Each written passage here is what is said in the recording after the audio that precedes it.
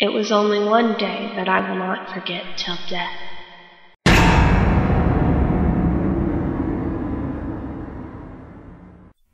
My head was killing me. I opened my eyes to find myself in a prison.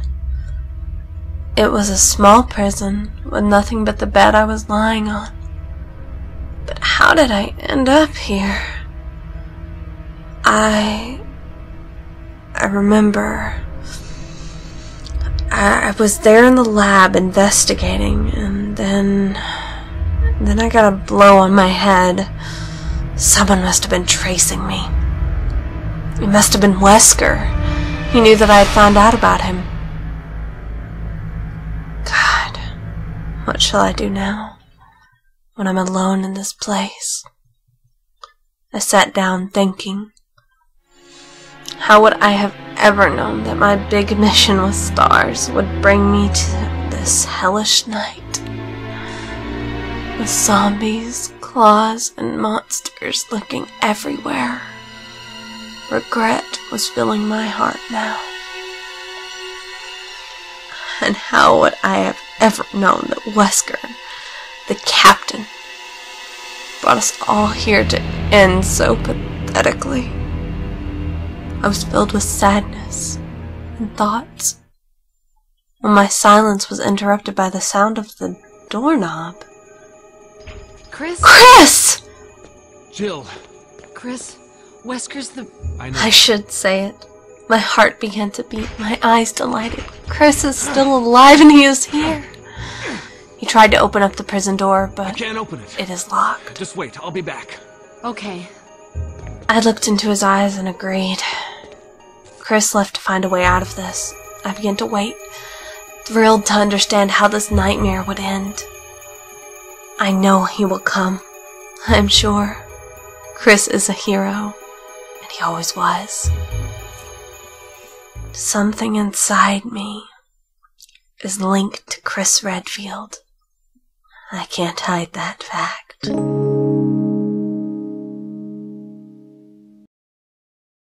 With my mind thinking of what would happen, and Chris too, the moments moved on quickly, and I suddenly was shocked by the voice spreading through the entire place. The self-destruct system has been activated. All personnel must evacuate immediately. Deactivating and releasing all locks. This was Chris's action.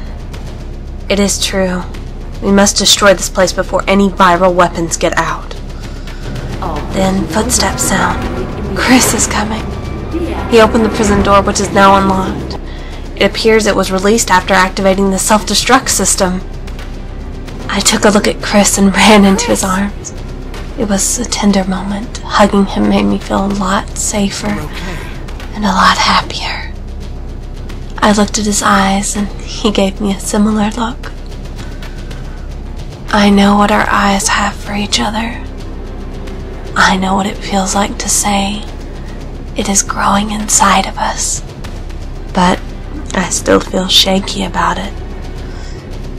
It could be partnership, friendship, or maybe even love. Well, the third choice seems more like it. I can't deny it. First, let's get out of here.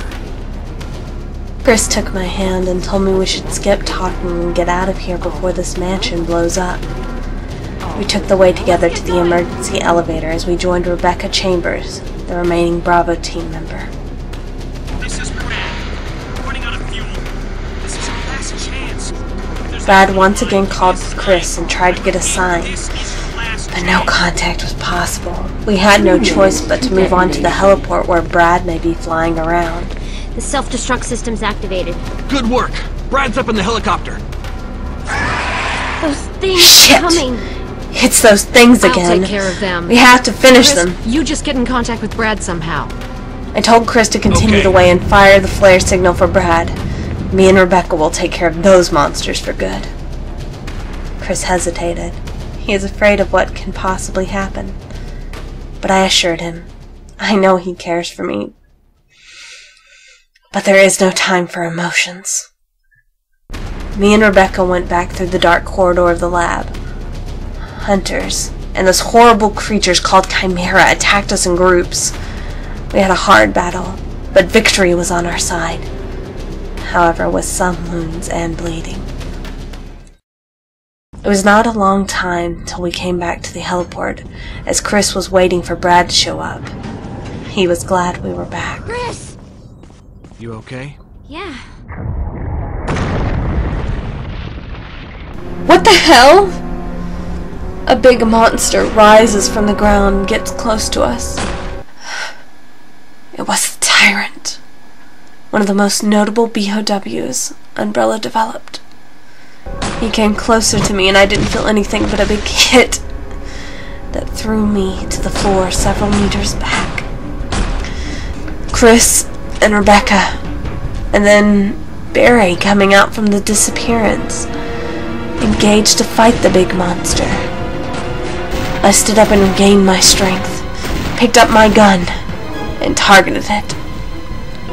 The fight was fast, intense. Every time the monster picked up one of us and tried to finish him, we increased our firing.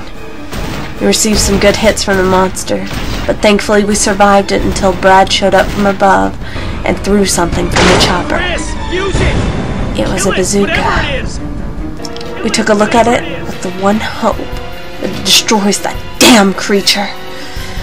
Needless to say, time is not on our side. It's only minutes before this place gets blown to ashes. Chris picked up the bazooka and pointed it towards the monster, and fired! The rocket moved aggressively towards the monster, and he dodged it using his big claw. What the hell? Then Chris targeted another one, and fire! This time, we saw nothing but the monsters destroyed to pieces. The chopper picked us up out of this place finally. It had not been long since we had landed there. Only 12 hours. But 12 hours filled with horror.